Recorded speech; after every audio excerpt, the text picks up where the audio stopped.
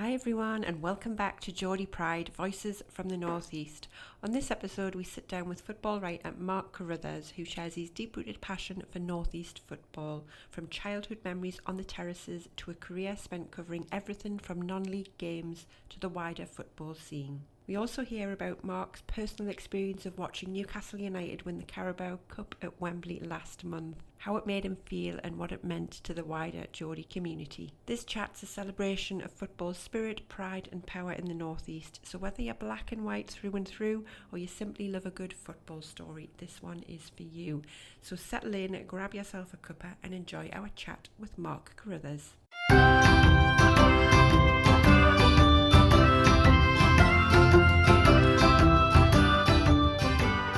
You're listening to Geordie Pride, Voices from the North East. I'm Hayley and alongside my cousin Angela, we're thrilled to bring you the stories that share the heart and soul of the North East of England. Each episode we'll dive into the lives of extraordinary Geordies and those who call the North East home, exploring their journeys and celebrating their achievements. From the time to the teas, from the arts to the sports fields, we're here to share the tales of passion, resilience and of course, Geordie pride. So whether you're from Whitley Bay or Washington, Gateshead or Gisborough, or you're just fascinated by the spirit of the North East, join us as we natter with the best the North East has to offer.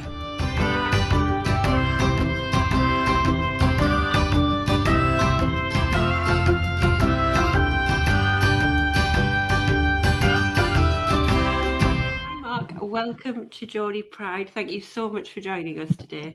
Thanks for having me. It's a pleasure to be invited on. So let's just dive straight in and we'll get to it. Do you want to tell us a little bit about yourself and where you're from in the North East? Yeah, so I was brought up in Leamington, in the west end of Newcastle. Went to Leamington First School, went to Leamington Middle School, then to Walbottle, one of the biggest schools in that area. And then life got in the way and everything happened. And as it does, moved around the North East, moved to just between Berkeley and Chesley Street. We'll not go too much into that, but and then with my current partner, my wife, moved to Wallsend. So I've kind of done all areas of Tyneside and County Durham here. Yeah, so I've got two kids, both under, well, one's just be 11 in July. My daughter is 6, and they're growing up far too quickly. But in terms of a career, yeah, a freelance journalist covering football in the North East, specialising in the non-league games. So I actually started out at Blythe Spartans as their press officer. Probably not be the last time Blythe will be mentioned in this, I guess. Definitely and not. Progressed. Definitely not, no. And then got a job editing sort of national non-league website called Non-League Daily, and then went freelance working for the Chronicle Journal, Sunday Sun, Sunderland Echo, Shields Gazette. So that's been what I've been doing for the last near enough 10 years now. So in fact, just over 10 years. So keeps me busy, keeps me moving around the region, but absolutely love it. Tends to focus on sort of non-league football, so it'll be the more local clubs, so the likes of Gateshead, Black Spartans, South Shields, Heat Stanning, clubs like that, Dunstan. So in total, I think they cover about 52 clubs across the Northeast. Yeah, but also do, yeah, help out covering Newcastle and Sunderland when I can. Is just a job I love. It's something I wanted to do when I was a kid. When it became abundantly clear that I was not going to be good enough to be a footballer, I thought, what's the next best thing? And that was writing about it. It's just an absolute passion. It's, being able to mix a passion with a job is an amazing thing to do. And I'm very lucky that we have some very big sort of non-league clubs in the region that are some of the biggest and most well-known across the country. And it's just an absolute dream. It is. I mean, I've worked at Wembley, so I'll be going to Wembley again next month with Spennymoor Town. I think it'll be about my 12th time I've been to Wembley reporting on a North East club, which is just amazing. And obviously it was there last month, but I dare say we'll come on to that in a bit as well. I should say I grew up as a Newcastle fan. Had a season ticket at St James's with my dad. First went to St James's at the age of 5 in 1988, which seems a long time ago now. Actually had my son at his first Premier League game last week, and he was asking about the differences when I went to my first game, and it was just one of the most depressing experiences of my life. I'm going to explain all the differences, the time that had passed and everything that had happened. But It doesn't feel that long ago, the 80s, does it? It's like, I'm sure that was only like 10 years ago. Well, I'm convinced I'm sort of mid to late 20s now. Yeah. But that sort of facade is slipping very quickly as the grey hairs continue to grow. So, but yeah, I mean, the club, it means everything. It has for my whole family. I mean, my dad used to go with my granddad, my great granddad used to take my granddad. We've been going since the early 1900s as a family. And actually, getting to the Carabao Cup final last month meant that we kept the record going up. We've been to every single cup final Newcastle had played in since the very early 1900s, which was proud for more reasons than the result. The club's just always been central to the family from as early as I can remember. But in terms of work, I mean, it keeps me busy. I mean, last season I worked at 104 games, so it was throughout a sort of nine-month period. So it was a lot to take on. Thankfully, I've got a very, very understanding wife. So how many games do you go in a week, like normally? Like, so it'll be anywhere sort of 2 to 3. So this weekend, we're getting towards the back end of the season now, so it's sort of quieting down a bit. But this weekend, I'm having a game tomorrow night. I should say we're recording this on Thursday, but on Friday night, Newcastle Blue Star, so back near my old home in Leamington, and then I'm at South Shields on Saturday afternoon. But Easter weekend's crazy, so I think over the sort of Good Friday, Saturday, and Easter Monday, I think I'm working at 5 games in sort of 3 days. So that'll keep me very busy. I bet. So how did you get into writing about football? I don't even know, where do you start with that? Well, the traditional route is to go to university and do a journalism degree, which was my original plan when I was in sixth form at Warbottle. But yeah, things got in the way. We'll leave it at that without going too deep. And then life sort of took me in a different direction. So I worked in the Metro Centre, believe it or not. I worked in retail for, I think, 5-6 years, then went into working for an energy company. And then, but I'd always blogged. I've been sort of either writing in the old-fashioned way or blogging on sort of the internet, so launched properly. And then it would have been 2012, 13, around that time. Blythe Spartans were looking for a press officer. It was a voluntary role, but I thought it's a good kind of grounding, a good way to get experience. And I'm probably making light of this. Everything just kind of grew from there, really. I had some great experiences, met some amazing people who worked for Blythe. They had a brilliant FA Cup run where I got to see how the national media worked and how the standards that they carry. We're very lucky in the North East that we've got an amazing group of journalists who, work for the national media outlets. So just try to take as much as I could from them and learn from them.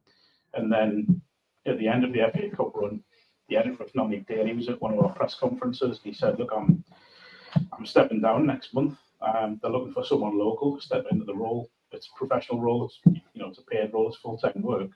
Would you be interested?" And I was like, "Yeah, of course I would." So I'd say I went for an interview, but it wasn't even an interview. It was just a casual chat, almost as if what we're doing here. On the Tuesday afternoon, and then on the Thursday night, got a phone call saying, "Would you be interested in the role? We'll offer you the role. Here's what we can offer."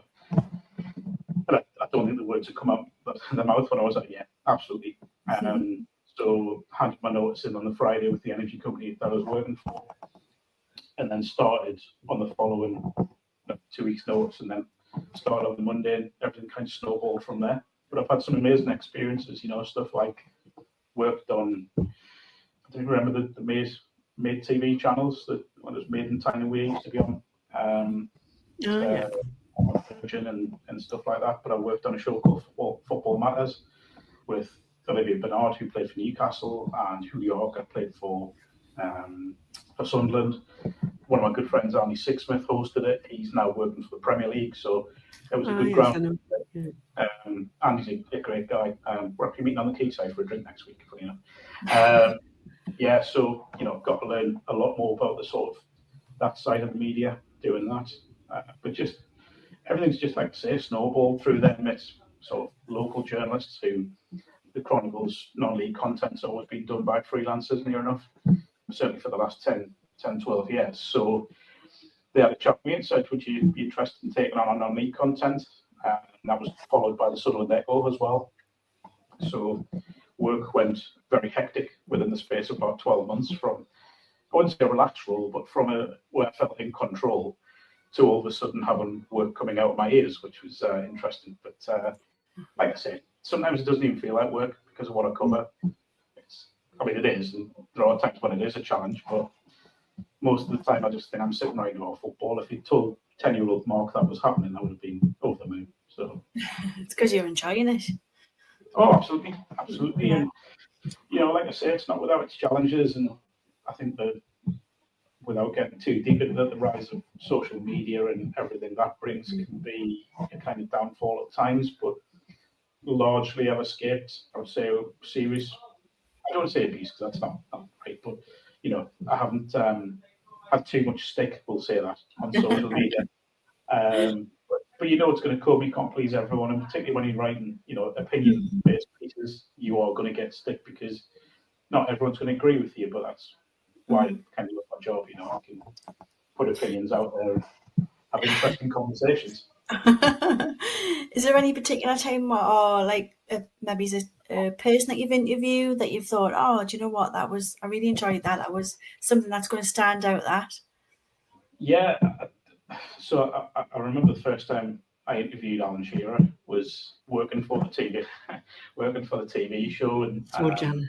It's not very often that I get starstruck, but with Alan the first time I was still very new to it, so it was like, oh, well, okay. And he was brilliant, just answered everything I asked of him, and was excellent. But on the same day, I think I interviewed sort of Les Ferdinand, who's played for Newcastle, and Robert Lee, Keith Gillespie, John Beresford. So people I grew up watching. So it was all the 90s. Yeah, I know them. That's the last time Angela watched football. Up until recently, it was the last time it was worth watching. But yeah, true. It's a bit weird because I think one of my first heroes was David Kelly, who played sort of 91 and 93 at Newcastle, and I interviewed him, and I think I was more nervous interviewing him than I was any of the sort of 95, 96 team, which was quite surreal. I didn't expect that to happen, but I remember sitting down and sort of sat 2 foot in front of me, and I was just like, almost had a mind blank, and it's just like, I've got so many questions, but none of them are coming to the front of my head right now. But yeah, I've been really lucky, and I've got a chance to speak to some of the current players as part of a press pack, and they all seem like pretty down to earth guys, and it's a good time to be a Newcastle fan right now, isn't it? So besides football, if you could interview anybody past or present, who would it be? Oh wow, what a question. Probably it'd be someone like John Lennon, when you say so. That's a good one. Past. Yeah. He's always been. Who shot you? Breaking news. I'd probably try and keep it a bit more lighthearted, but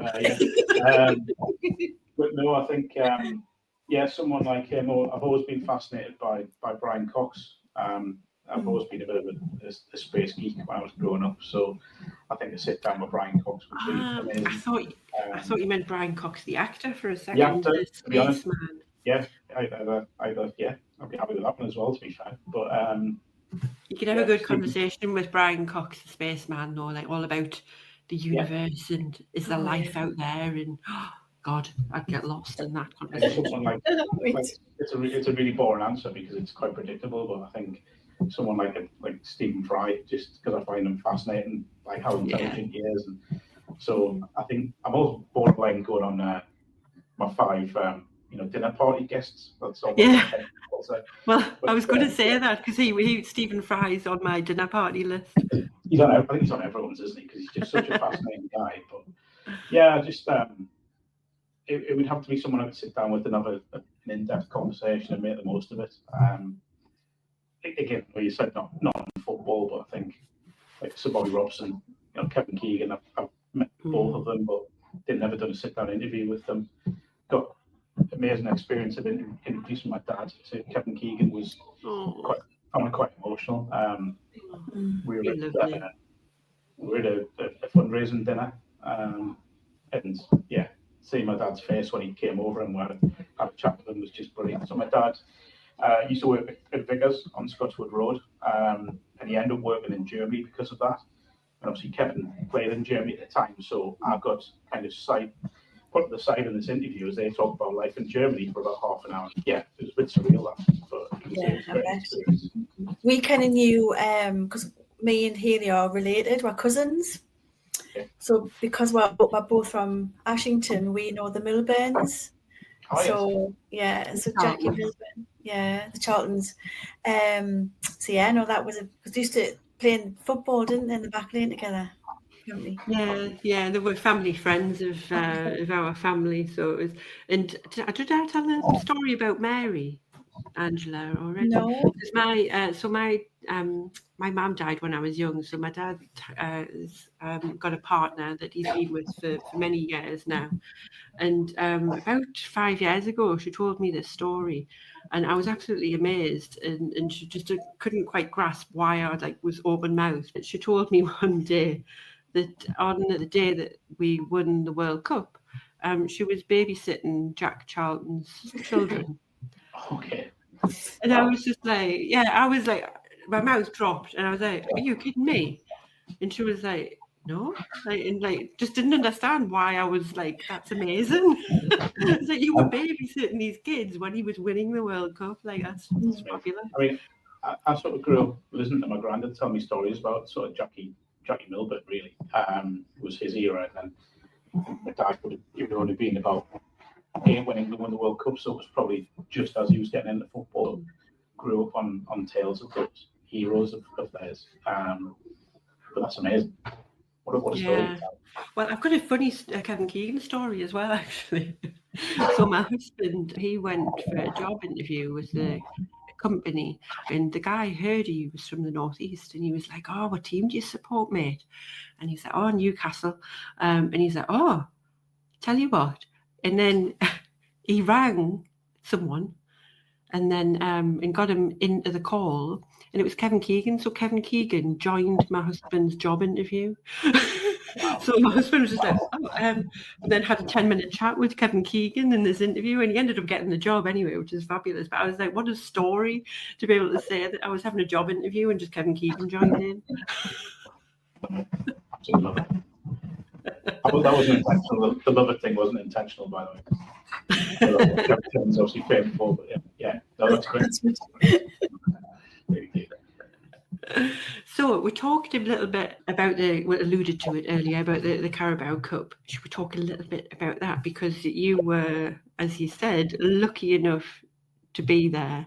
Very jealous. I would have absolutely adored it. My husband actually managed to get a ticket for the Arsenal match at St James's prior to it. So we're kind of hoping, he was in the ballot, but he was like in the last bucket. So we're just like, he's not going to get in. But yeah, I would have loved to have been there. Like, what was it like? What was the atmosphere like? Just tell me all about it. I don't think there's very many times in life where you go through every single emotion possible. But that weekend was absolutely one of those. From the minute I left Newcastle to the minute I got back it was like living a fever dream almost. Just the nerves, the excitement, the anticipation, just such a surreal moment. And I think getting into the stadium where I was sat was quite high up, sort of looking to my right, you had where the War Flags display was. And I think that was the first time I got really emotional with seeing that, because I mean the War Flags initiative is just unbelievable, and to see what they put together on the biggest stage that we have in English football, and that was being around the world.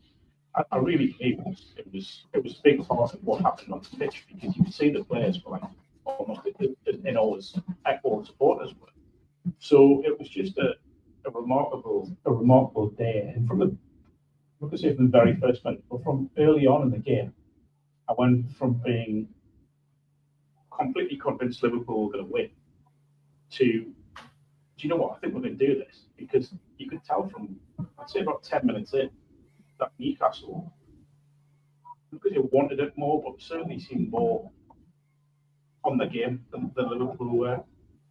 It just all of a sudden got really calm. And obviously, you're jumping up and down, you're sitting, doing the usual stuff you do, and the atmosphere was just incredible. I mean, I've not heard an atmosphere like that for a long time, but it was just it'll live with me for the rest of my life. And I wish I could have my son there, but unfortunately wasn't to be. But just I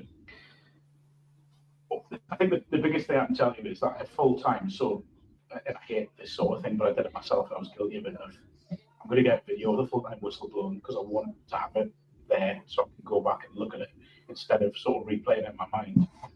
And the video is completely useless because all it is the full time whistle going, and then all of a sudden it's basically the sky and the roof of Wembley and me screaming. And I was like, I'm not going to use that. I can't say anything. And then stopped recording and just sat down and burst into tears, just so emotional because it was that. So I think a lot of people have said this, that when the full-time whistle was blown, I went to my granddad and what he would have done back in 55 when he was there, and 52 and 51. The fact that my dad hadn't seen something like this, he is still alive, my granddad is, my dad is still around, and the fact that he'd been there in 74 and 76 and 98, 99, and hadn't seen Newcastle with Wembley, and it was that, and kind of flicking forward a couple of weeks, what War Flags did at the last home game against Brentford, where it was the Sam Fender quote, and that started me off in that game as well, because it was kind of what I think me and probably a hell of a lot of people at Wembley, when the full-time whistle was blown, we went to people that weren't there and couldn't be there for whatever reason, and it was once that sort of side of me had settled down, and you watched the players celebrate on the pitch and lift on the cup and stuff, it was just, I've never experienced anything like that. I've been really fortunate with clubs that I cover for work where they've won at Wembley, and that's emotional enough because you kind of have a bit more of a closer bond with them because you get more access at non-league level. But seeing that many tens of thousands of Newcastle fans experience what we've all hoped for so long was just an incredibly emotional experience. Yeah. Well, even at I don't know, I can't imagine what it would have been like in Wembley itself, but like I was just so emotional at home as well. What we talked about it earlier, saying like in the 90s, it was like Newcastle were a good team to watch. Like they were fabulous. The entertainer period. It was just like the top level, wasn't it? And you enjoyed watching them. And then we had a period of just, I don't know how to describe it other than just painful, like watching them play and the business behind the scenes, and it was such a difficult period for Newcastle. And I think obviously the past couple of years have been a lot better, but I don't think I expected us to have that level of success like now. Like I think I expected it to be a little bit longer, and I would say on the day, like I felt quite positive. Like I put it on Instagram where I sneaked a bottle of champagne in the fridge because I woke up and I was like, I'm feeling confident here, we're going to do it. And I put it in and I didn't tell Pete because he would have made me take it out. And yeah, I was just same as you, like it got to a point of the game where I was like, we're going to do this. Like once Dan Burn got that cracking header in, I was like, I think we've got this. Like it's ours to lose, like at that point. And it was just so nice to feel so confident because you don't usually have that as a Newcastle fan, do you? And it was strange because on Wembley, way ahead of the game, I saw sort of 5 or 6 people that I knew from either work or good friends as well. And the one common theme that kept coming through was because he'd been called up the England squad on the Friday, was Dan Burn's going to score. Dan Burn will score. And then you get in the stadium and you're thinking, he's not going to score really, let's be honest. So when he did, like there couldn't have been a more perfect goal scorer. It was just... Yeah. it's going to sound really corny, but it was like he scored that goal for everyone. You know, if it was one of us, you know, I know people that know Dan really well, and you know, I was fortunate enough to be part of the press pack that interviewed him when he won the North East Football Writers Player of the Year. Sorry, no, he didn't. He won a Sir Bobby Robson Foundation Award at the North East Football Writers Awards earlier this year. And just the most genuine guy, like you know, obviously a monster. I mean, I'm only 5'4", I should probably say that. So interview brought its own challenges. Yeah, very much so. I was then 2000 at Wembley when Rob Lee scored in the FA Cup semi-final, and that was memorable because it was like we hadn't scored at Wembley since 1955. But apart from '76 when scored the League Cup final, of course. But anyway, we haven't scored since '76, and then to go ahead in the cup final and for it to be a Geordie that scores a goal, and you know, someone that's proud to be from Blythe, who's done a lot for the local community, and continues to do a staggering amount for the community. It was just such a brilliant moment. But it was also like that. Okay, what now? Like, what do we do now? We're ahead. Like, it was. Thankfully, the players were more in control than most of the supporters because it was like there was almost a shell shock settled in. And then when the second goal went in, it was again. I remember going from like these are going to score, these are going to score, these are going to score to now you know what, we're fine, we're going to be fine. And it was didn't enjoy the 10 minutes of injury time or 11 minutes, whatever it ended up at. And even when they scored, I still felt reasonably calm. So it was just that, again, just fast forwarding a little bit, coming out of the stadium, the atmosphere was unbelievable. But at the same time, there was an element of what just happened. Like, we've done it. And I've always said this, and I wrote it as well, that but most of our lives we've been going, oh, imagine what it'll be like when it happens. Imagine when we win something. Imagine what it'll be like. And then all of a sudden it happens, and you just go, I don't know what to do now. That was the conversation I had with most people was, what now? What do we do now? What do we do now? And I remember going for some food afterwards at one of the pizza places near Wembley. We sat on a table near some other Newcastle fans, and that was what everyone was saying. We just don't know what to do now. This is surreal. And that's the word I would take from the weekend. Brilliant, but surreal. Yeah, I think that I felt that for like a good few days afterwards as well. Like, I remember on the Monday, like, I was trying to work and I couldn't, and I just kept sitting there, like, going, "This look like this is really bad for the podcast," but like, I'm just like, if you're watching on the YouTube video, I just kind of like kept gazing off to the side and just like. And then a big grin would appear on my face. And then I said, I can't work. I just can't work. So I stopped working on the Monday. I was going to have to start working on Tuesday. And I just kept doing it all week. I was just so distracted. And it was just one of those feelings, like you say, because we've never felt it before. It felt so unusual. And I hope it's a feeling we'll become accustomed to, I'll be honest. But it just, I think because there was a point, say like, when we knew that we were going to be in the final and we knew we were going to be against Liverpool, I think there was a few weeks of people going, well, at least we got to the final again. Like, it'll be a nice day out. And then, like, and I think the Anthony Gordon red card didn't help, and people would say, oh, here we go. This is it. This is this is where it starts going wrong. And then a couple of days before, I felt like a shift. I felt like the fans and everyone started to believe, do you know what? Actually, why can't we do this? So, and I think what you said about Dan Burn as well, like, out of all of the current players, I mean, obviously you've got the local lads in the team, but I feel that him being part of the leadership team and stuff, like, he was just the best person to score that goal because he understands it. He feels like the anticipation and the pain and all of that we've had as Newcastle fans, and for him to kind of relieve that was just, I mean, he'll be living that day till the end of his life, won't he? He'll be like, what on earth happened there?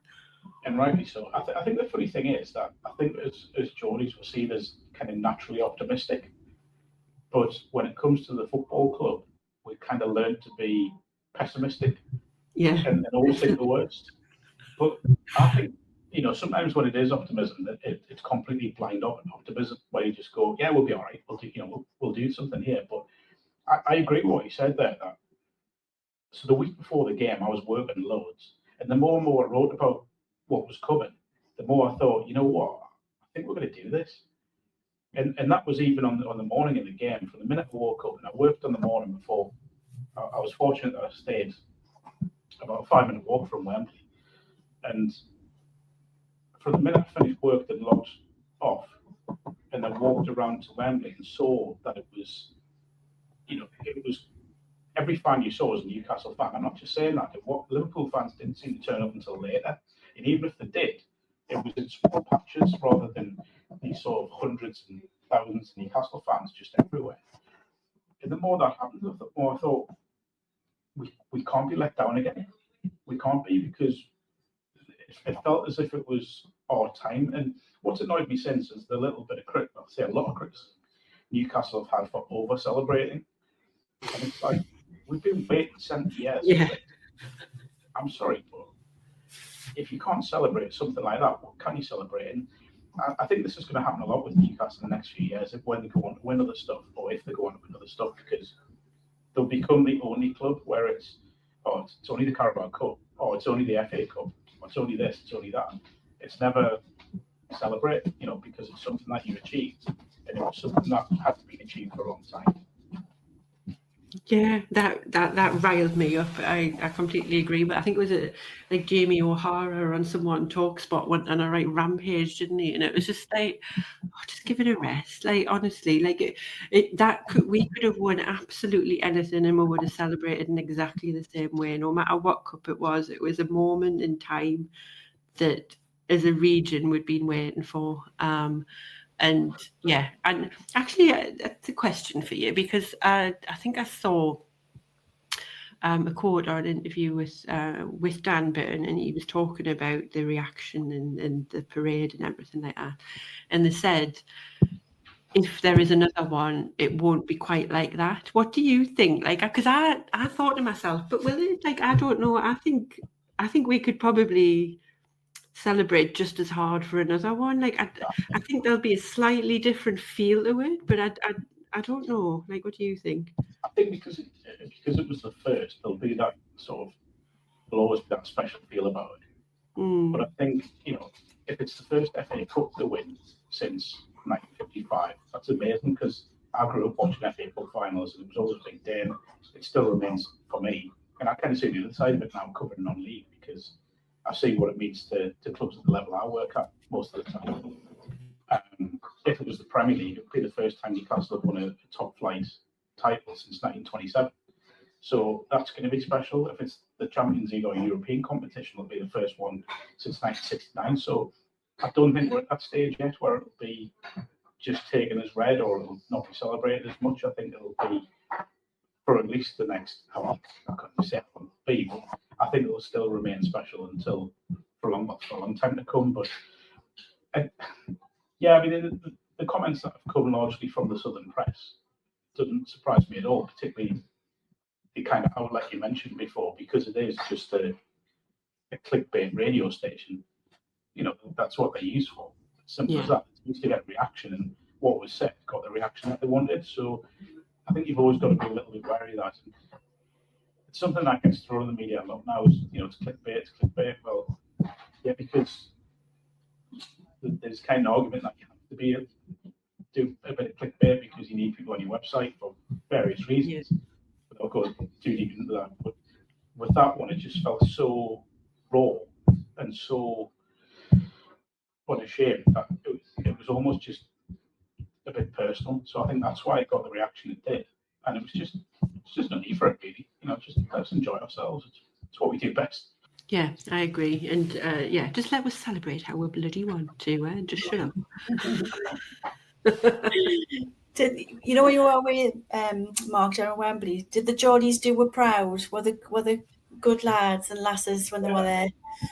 I mean, that's always your worry, isn't it? When you get such a large collection of travel support, that there may be things going on that shouldn't go on. But maybe I'm blind to it, but I didn't say anything like that. I think everyone went for a good time, and everyone certainly had a good time.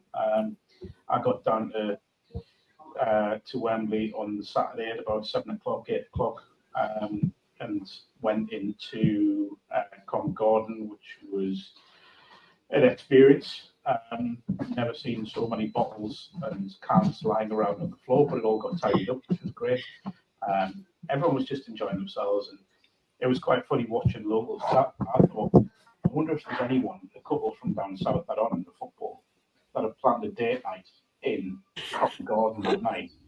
And just thinking, like, that would be hilarious. Like, genuinely hilarious.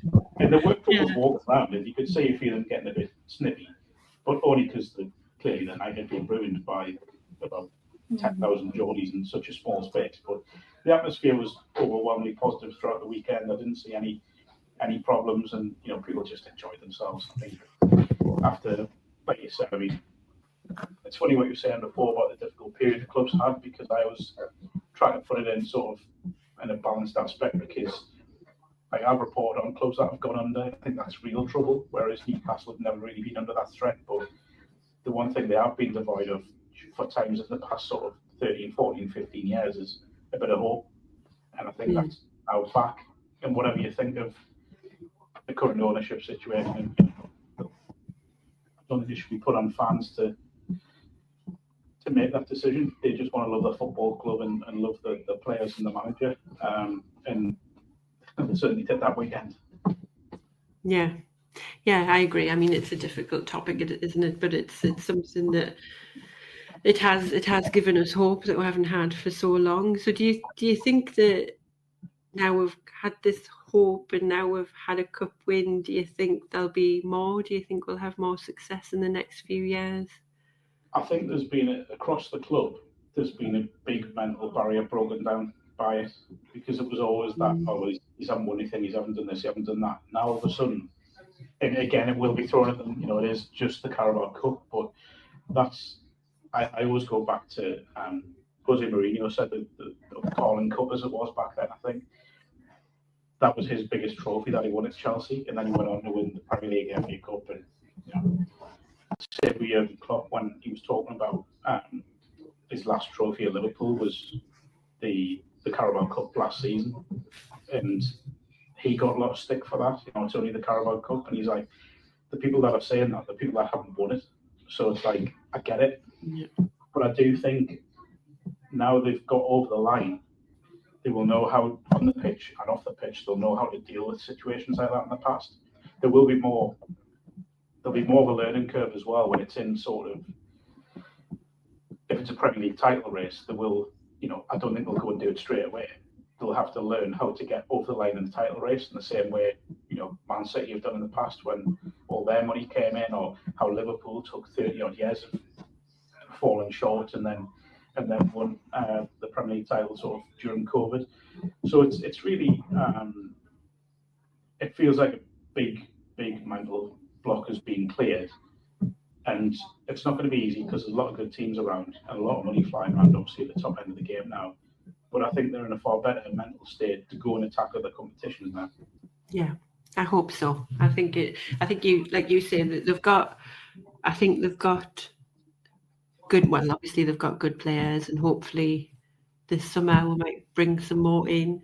But I think it wasn't necessarily the talent; it was more the belief, and I think the fact that we've got over that hurdle and they know that they can do it and they can have success. I think hopefully that'll mean more will come.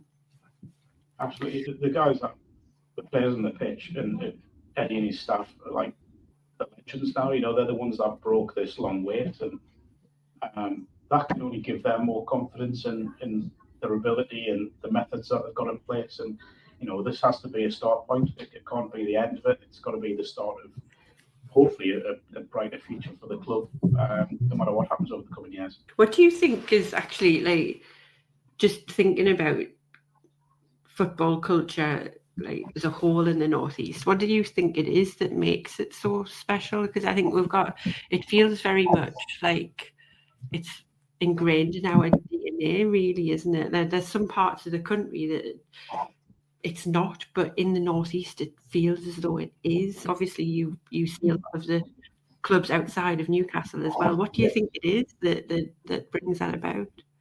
I think it's because we are largely, when all of us have been growing up, we've grown up in largely working class communities, and going back to the sort of 20s, 30s, 40s, 50s, we were brought up with parents or grandparents that worked in coal mines, and their big release at the end of the week was going to watch the football, and I think that's a big part of it, because when you're doing such a difficult job and such a manual sort of labour in that sense, you need a release, you need something like that. I think that's where it comes from, and it's that because the communities that were built up through coal mining, and whether it's Tyneside, Wayside, Camperdown, Northumberland, wherever, there's always been, and I think we're losing it. A much deeper conversation to be had here, but I think we're losing that aspect of community pride, and I think that's the football clubs at the heart of that.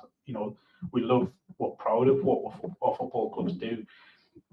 Might not always go in their favour, results won't always go the way, that's football, but I think it's that sense of belonging to something, and that sense of the pride and something central to all of us, and having that release. And I think that's probably the best way I can sum it up. I do think it's the community aspect and that sense of belonging. I really do. Mark, what do you think of the ladies' team and the women playing football? I went to watch them the other day when they were in the played in St James's, and it was really good actually. They played really well.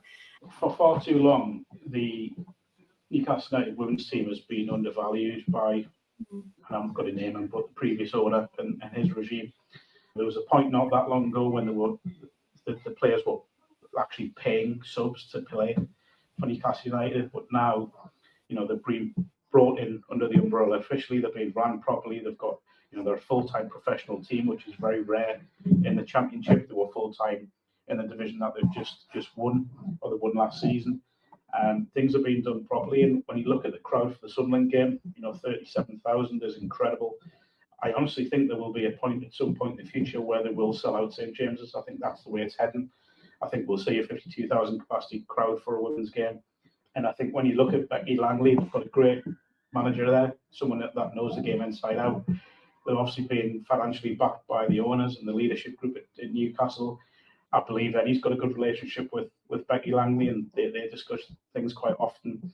So I can only see them go one way. The one thing I would say, and a kind of word of caution, is that the jump from the league they're in now to the Super League, Women's Super League, WSL, is phenomenal. It's a massive jump in standards on and off the pitch. So they may take time to get there, hopefully not, but they're going to be backed along the way, which is fantastic to see.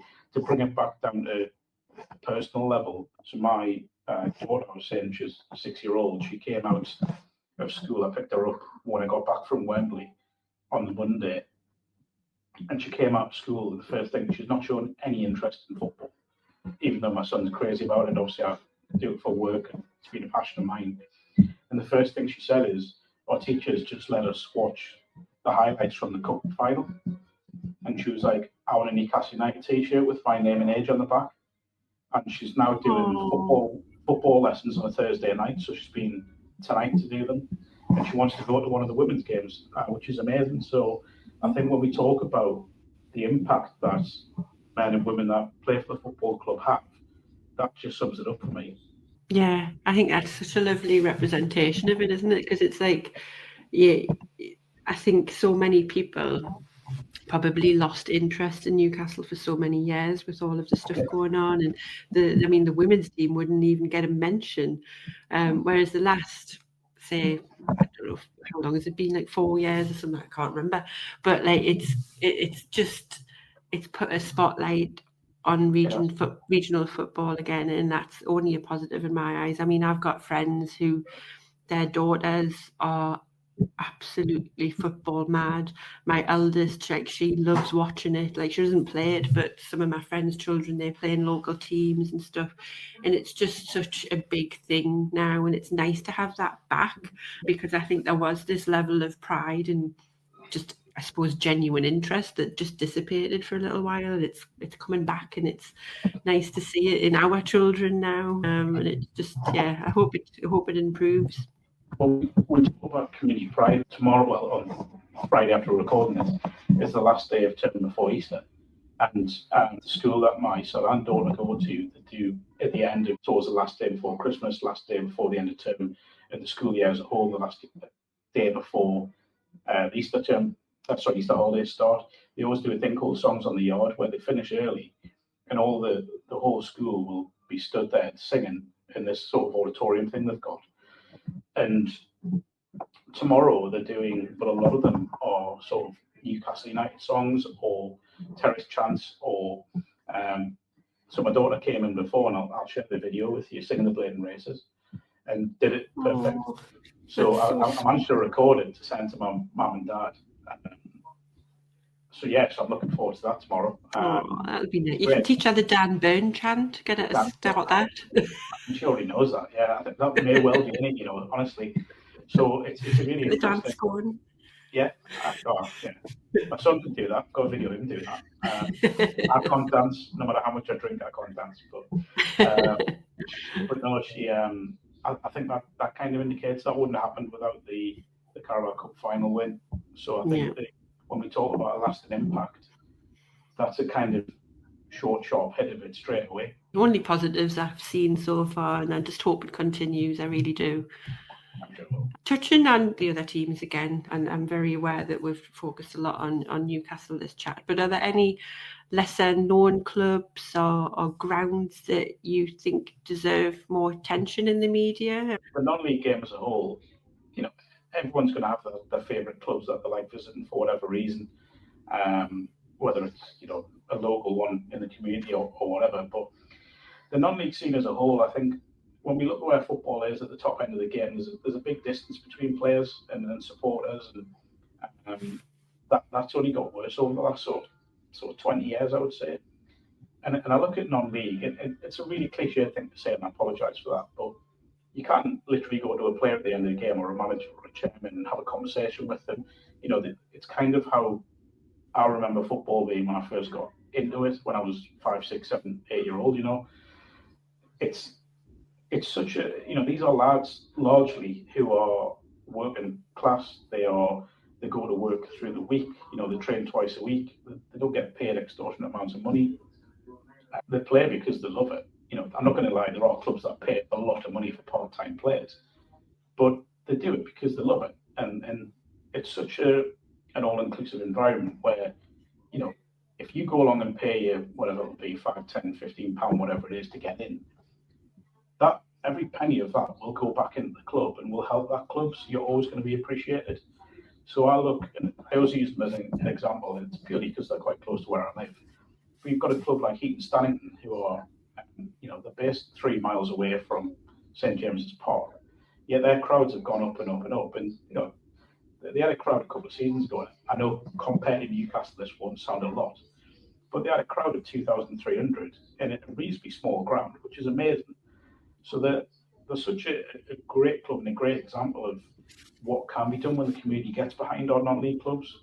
There are others, I will say, just in case I start getting stick for not pushing all clubs, but we are very lucky. I mean, we've got some brilliant clubs up here, none more so than they're having a tough time at the minute. But I owe everything to Blythe Spartans. The support that I got, and the grounding and working in the media or involved with the media at the club was phenomenal, and I wouldn't be doing what I'm doing now without them. So to see them going through a tough time now is really difficult, and I hope they get back on their feet and moving forwards again soon. But they're now going back to community. They're now community owned as well, so that the local community actually are in control of the club instead of a businessman or whoever else. But we're very blessed to have a good non-league scene up here. Probably I'd say the best in the country, but I am massively biased as well. So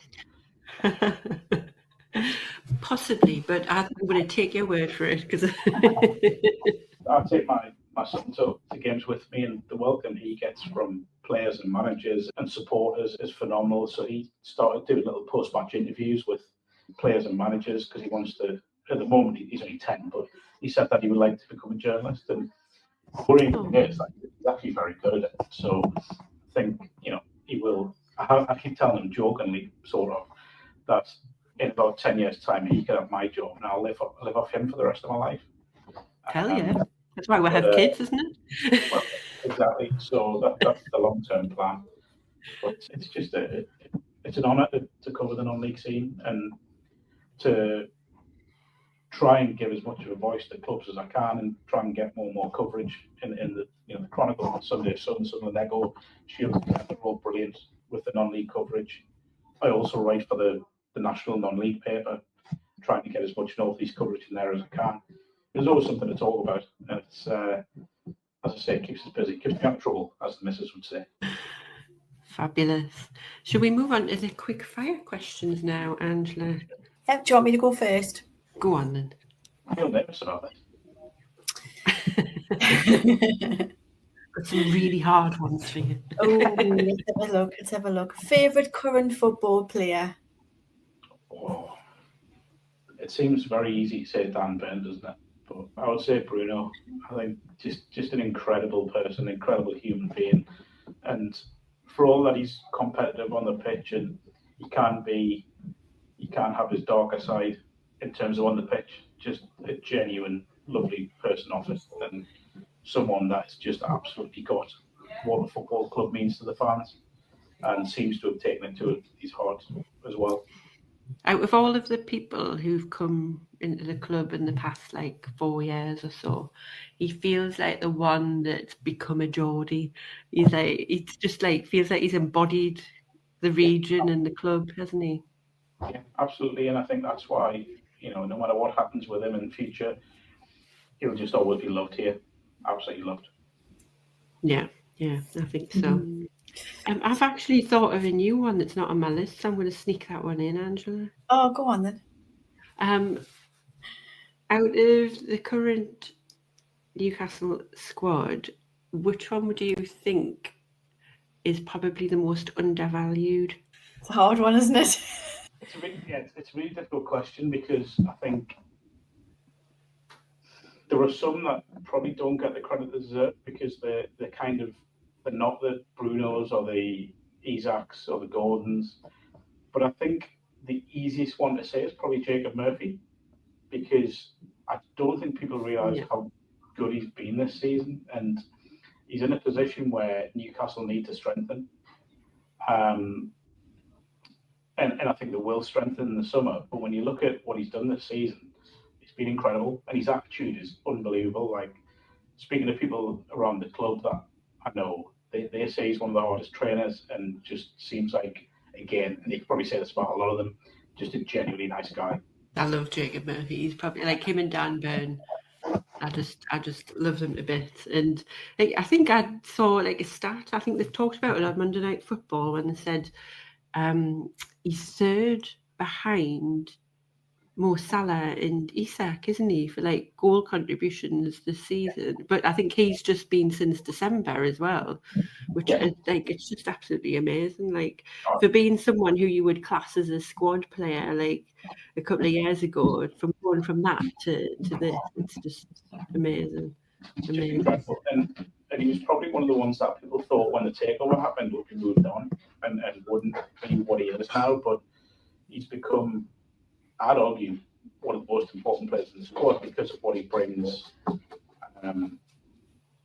away from the playing side. I think he's a good character. He's someone that probably puts a bit of life into the group as well. Not that the need to sort of Bruno around, but I think it's he's just a bigger player than I think people maybe thought he would be. And when you look at next season, there will be new signings made in the summer, but I think he'll be one that will stick around and play a big part next season as well. Yeah, I think so. I hope so. And everyone just says how much he smiles and stuff. You need that positive energy, don't you? Yeah, absolutely. Infectious. Next question. What's your favourite hidden gem in the North East, somewhere people should know about? Oh, wow. Probably a pub. Man after my own heart. Yeah. Do you know what? It's not a hidden gem, and I will think of one, but I love the beach in and around Bamburgh Castle. I spent a lot of my childhood up there, and going up to see houses and Armble and places like that with my mum and stepdad, and that beach is just, you could put that anywhere in the world, it would be incredible. It's not always warm, obviously, it wouldn't be, but yeah, I love it.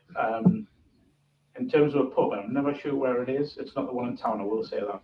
But the Beehive, I think, is it in Plaster Seaton, Sluice Delville, around that way? Oh, yes. Yeah. Yeah, that's one of my favourite pubs to go to, and generally followed by a walk along the coast, along the long sands, maybe. But it's not a hidden gem. It's a really terrible answer, I guess. But I would certainly say Bamburgh Beach is just incredible. Yeah, I'd agree. Yeah. I mean, it's just stunning, isn't it? Yeah. I need to go back. Haven't been in ages. So, what is your favourite local dish? Ooh, that is a good question. I know I'm going to make a big confession. I don't like peas pudding. What? I don't either. It's Angela. Come on, it's awful. Yes, it's just black bullets. It's not really a dish, but I always remember when I was younger having. My mum would kill me if she hears this, but my stepdad used to make pineapple tea a lot, and I just always remember that in a autumn, winter, having that when I got in from school when it was freezing outside and the nights were cutting, as my nana would say. So I'd probably go for that. Yeah. You can't go wrong with that. Now I think about it, but yeah, I'd probably say So this is not on my list, but I always ask it to everybody to see if they're a true Geordie. Oh. Do you know what a cracket is? A cracket? I don't think I can even guess what that is. Have a guess. Cracket. Is it pub related? It seems like a natural one to go to. Well, it could be. It could. But it's more in a home. No. No. Is it a bed? Should I tell you? Be scratching, isn't it? Bed. Go on then. No. A cracket is a little wooden seat that you often find next to open fire. So my grandma used to have one and say, well, Ange, you need to sit your arse on there. You'll get it nice and warm on the cracket. All right, okay. I didn't know that. There now, though. Neither did I.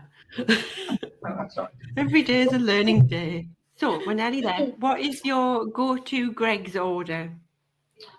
Depends on time of day. Depends on Ooh. the time of day. If it's a morning, then I would go for a bacon sausage baguette. Big fan of those. Hence the extra weight I'm trying to lose during the summer. Lunchtime. I don't mind a classic steak bake. Got to be honest. And I could live on the caramel fudge donuts, so that would be it. I would say probably a steak bake. I'll go. Ooh, yeah, can't go wrong with that. And it's more Scottish, but an iron brew as well, because I love iron brew. Do you know, I've not had one of those in years. Love it. And if you know anybody that's in Greg's, Mark, we want to be sponsored by them. All right, okay. I'll see what I do. Fabulous. So, before we say goodbye, is there anything else that you'd like to say or share? Any kind of upcoming projects or anything that you'd like people to be aware of?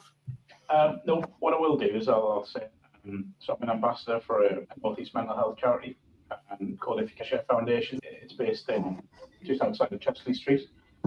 So they, you may have saw one of the co-founders, Matty Smith, last year ran from Bournemouth's Vitality Stadium to St James's Park via all, the other 18 Premier League grounds. So Matty's one of the most incredible human beings I've ever met. His family started the foundation after he lost his older brother to suicide, and the whole aim of the foundation is to provide support to families that have been impacted by suicide, to provide support.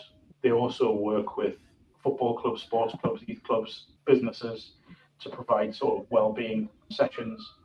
Just an incredible charity, an incredible group of people that have put something together very special out of one of the darkest moments I think anyone could ever experience. So just be to give them a push. You can check them out at ifyoucareshare.co.uk.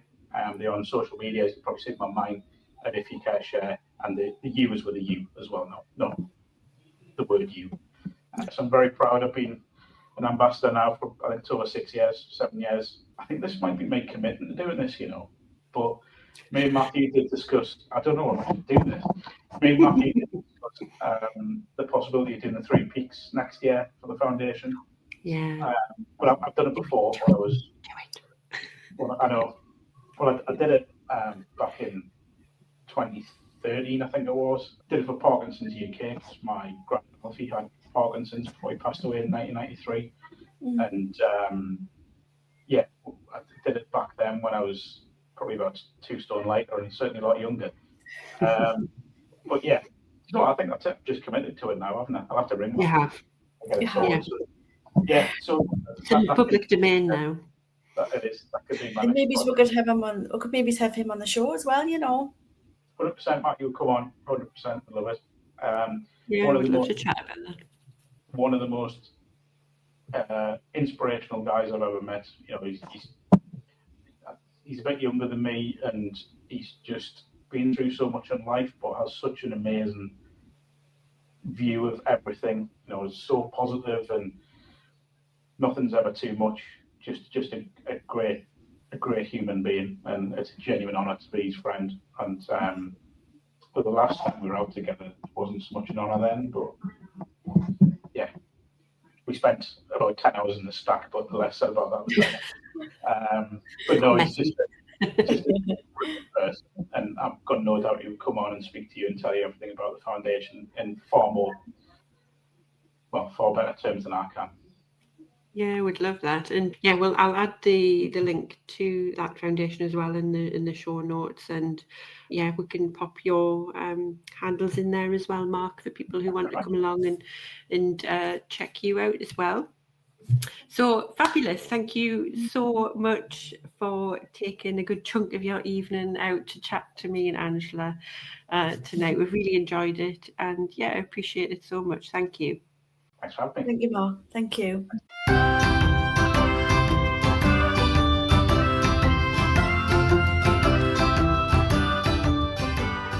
You're listening to Geordie Pride, Voices from the North East.